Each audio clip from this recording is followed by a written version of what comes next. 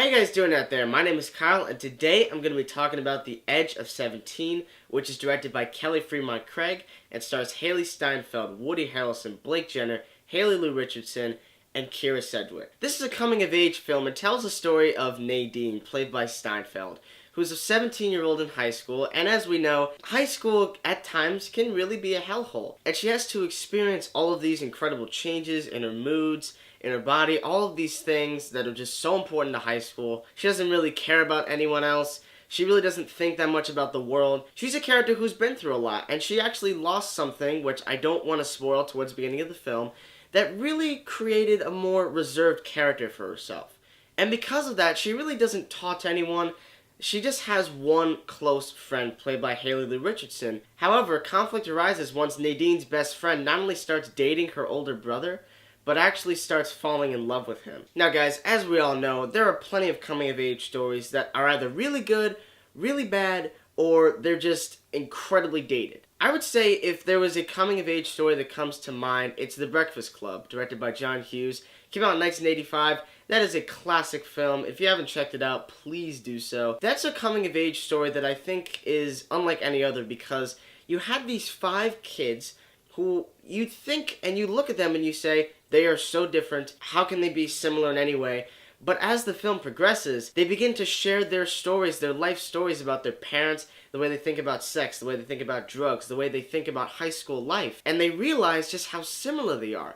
And that to me was the beauty of that film. And watching The Edge of 17, guys, I can positively confirm that people of my generation have, without a single shred of doubt, found our true coming-of-age story with this film. This movie absolutely blew me away. I could not believe how excellent of a movie this was. And not just because it's R-rated, not just because it's really funny, but because this movie has so much heart. Firstly, I want to talk about the cast before I just gush about everything else I love about this film. Hailee Steinfeld is a very gifted and versatile actress. I've seen her in plenty of films, including True Grit, and I believe the first film I saw her in was Ender's Game. Despite me not really liking that movie a lot, she was definitely a standout in my opinion. And I feel like over the years, she has gotten so much experience to the point where I think it was time for her to really star in her own movie. And The Edge of 17 is without a doubt that movie that I think people are going to look at Hailee Steinfeld and say, you might just be the next big thing. She was so reserved, but she had so much under the surface.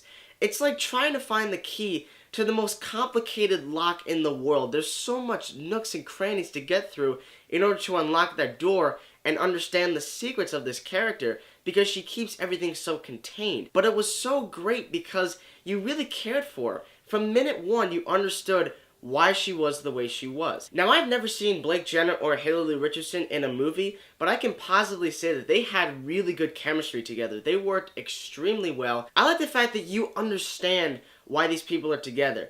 And I also like the fact that this movie really understood the characters really matter. Because with a lot of coming-of-age films, they really want to focus less on the particular side characters or supporting characters, and they just want to focus on more of like the party scenes or the sex scenes. They want to focus more on that. But this movie doesn't really do that. It has the party scenes. Sure, it has the brief sexual scenes.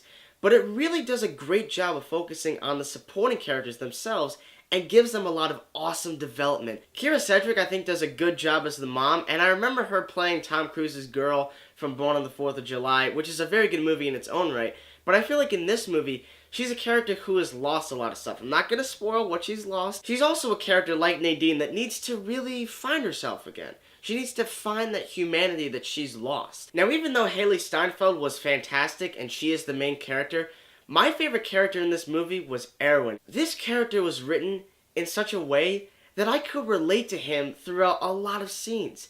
The decisions he's made, the awkwardness of talking to a girl, going on a date, feeling uncomfortable, thinking about, I'm going to do this, but maybe that might not be the right decision. A lot of the things he did in the movie are things that I've thought of or things that I have done in a very similar way. And the last character I need to mention is Woody Harrelson. I mean, how can you not love Woody Harrelson? He is fantastic. And in this movie, he plays a history teacher who tries to help out Nadine. And there were times where he said things that I'm thinking, would a teacher ever really say that to a student? And given it much thought, there were definitely things that he said that were sarcastic, that you could tell were meant from the producers to say to teachers, this is what you're thinking, but you can't say that. The dialogue in this movie is excellent. There wasn't a single moment in this movie where I didn't think to myself, that's not how these people talk at all. Because that's a problem I see in a lot of coming-of-age films, or a lot of other films in general, is that people say and do things that no one would ever say or do ever. The teenagers say what teenagers say, and I know that because as a high schooler myself, I could totally relate to the things that people said and did throughout the film. I believe this movie is about 98 minutes long, which isn't a really long movie, but I feel like for those 98 minutes, you definitely are going to get your money's worth if you haven't seen it. But particularly as someone of the new generation, and the fact that I'm actually 17 now, this movie could not have come out at a better time for me. And there were moments of the movie where I was like, yeah, I totally relate to this. As you can tell, guys, I love The Edge of 17, and I think in a lot of ways it's my favorite film I've seen this year. It absolutely blew me away.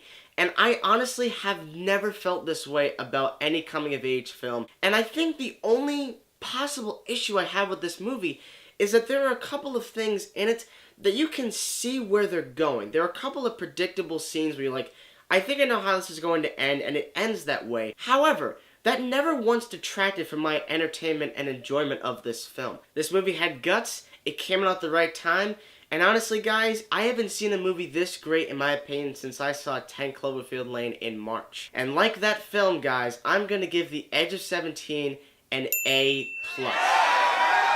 Are there a couple of predictable moments? Yes, but it never really hurt my experience of the film. So guys, if you're around my age, if you're a few years older than me, or whatever age you are, what did you think about The Edge of 17 if you've seen it? Did you like it? Did you dislike it? Do you have mixed thoughts on it? Well, whatever opinion you have, please send them down in the comment section below. Guys, thank you so much for watching my reviews as always. I felt so good talking about this movie because it was just so relatable. It touched my heart, literally. Guys, I'll be having reviews out for Arrival, Hacksaw Ridge, and Moonlight all coming out soon, with a couple of surprise reviews that you guys might not know unless you follow me on Twitter that I'm going to be talking about. And also, to prepare for Rogue One, I have begun my special Star Wars analysis video. That's going to be out a week before Rogue One releases in theaters, December 16th. You guys, thank you so much as always for watching, and stay tuned.